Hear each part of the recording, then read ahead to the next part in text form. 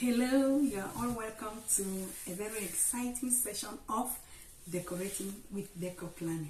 Yes, I say it's excited because my spirit is fired up. Yes, we're going to do an all red floral arrangement for a centerpiece.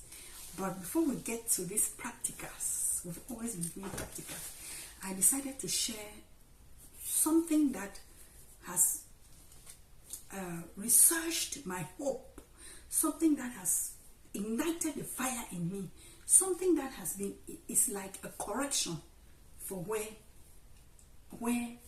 things went wrong in my life or in my business or in my floristry services and its remuneration as far as money management is concerned.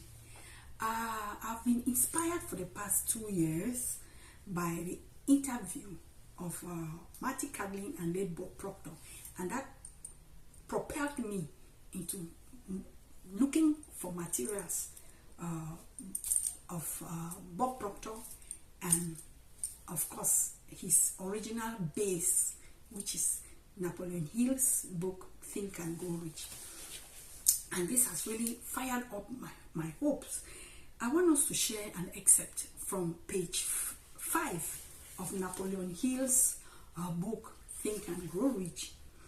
The 4th paragraph says, only those who become money conscious. I asked myself, have I been money conscious? I had been business conscious, or I would say talent conscious. I upgraded my talent. I kept putting in my utmost in my decoration endeavors. I am a florist. I kept innovating on my floral inputs. But at one point, it clicked on me that maybe I asked sometimes about 10 years ago that maybe what I'm doing is making me famous in the area where I operated. Maybe it's making me famous, but I'm not seeing the commensurate money or wealth that the fame was giving me. And in my quietness, I said, well, maybe that was the price for the fame. My business, Deco Planet, became known in my area in the mid-20s. It became known in my area a decade ago or 5 years, 7 years ago as the best. And so that fame made me elusive of the remunerative value of what I was putting in. What am I saying? Being money conscious eluded me because I seem to have been I seem to have been famous. At one point in my little mind, I said, maybe that's the price I'm paying for my business, for being famous.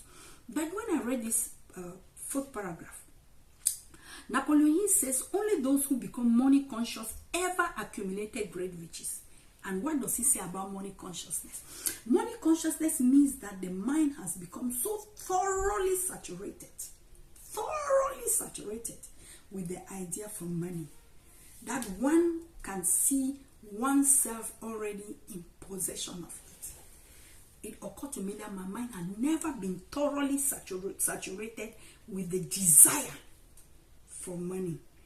I hoped for money, but I did not saturate my mind with the desire. There's a difference between hoping and desiring.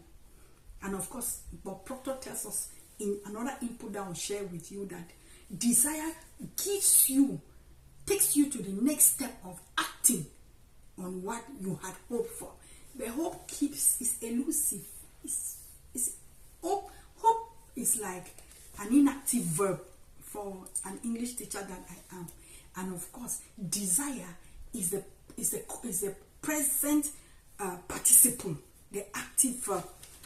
I'm not in an English class, but let me say something. My mind had never been saturated with the consciousness of the desire for money. And Napoleon Hill says we have to get to this point for one to see when you know that you are money conscious, or your mind is saturated with the desire for money, then one can see oneself already in possession of the money.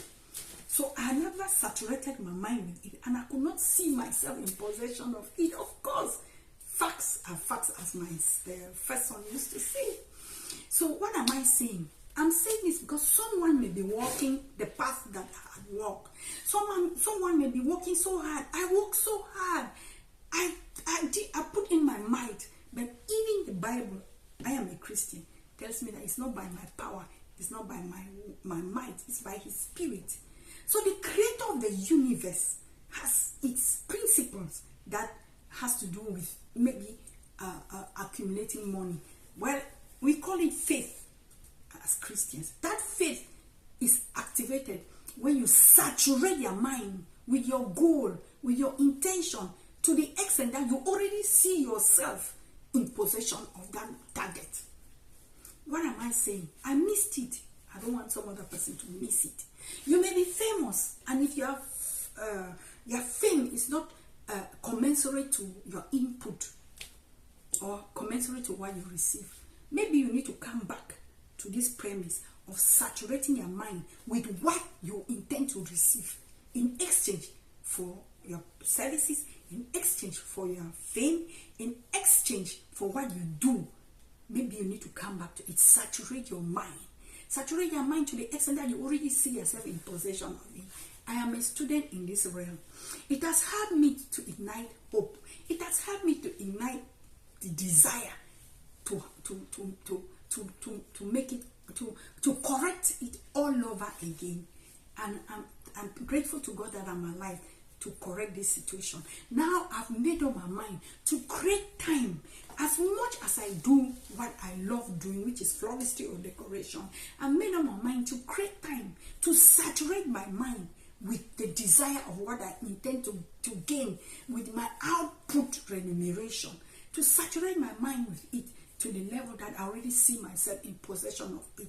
What am I saying? I've made up my mind to move from what I do with pleasure, what I have desire to do, to the other part, the other side of it, which is the outcome, or which is the effect of what I'm doing. Yes, I've consciously made up my mind to transmute what I do to the level of what it brings back to me. Yes, even the Bible says, if you give, it shall be given back to you, a full measure, pressed down and running over. Now, when I give in my best in decor or floristry, I already see what has to come and saturate my mind. That is a new beginning for me. And if anyone had been walking this path, that I've erroneously walked, put a stop, saturate your mind with the effects or the remuneration of what you intend to have for whatever you are doing. So you're welcome to this particular session. I told you it's exciting. I told you I'm fired up. So we'll be coming back to lots of things that have kept my mind thinking and has created a reawakening in my mind or in my life as far as money management or money acquisition is concerned. It is never too late to begin all over. It is never, he who doesn't learn is someone that is not alive. Thank God for Proctor's insistence on his excerpts on the book of Napoleon Hill's book, Think and Grow Rich. At least it has saved me. And I'm hoping that anyone walking my path, of course, will be saved.